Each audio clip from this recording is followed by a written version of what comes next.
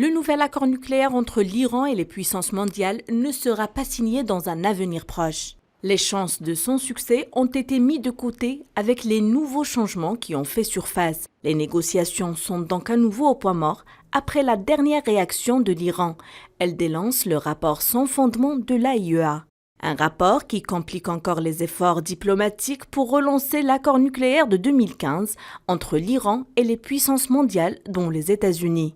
L'AIEA a haussé le ton hier face à l'Iran, déclarant ne plus être en mesure de garantir le caractère pacifique du programme nucléaire iranien, en raison de l'absence de progrès sur la question de 3 sites non déclarés où des traces d'uranium ont été découvertes par le passé. L'agence est allée encore plus loin.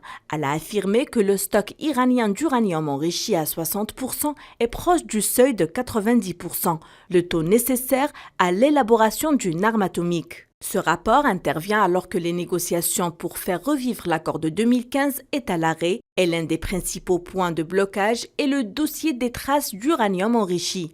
L'Iran réclame une clôture de l'enquête de l'AIEA pour parvenir à un compromis et les Occidentaux et l'AIEA de leur côté estiment que cette question n'est pas liée à l'accord et que l'Iran a l'obligation légale de fournir des réponses à l'agence.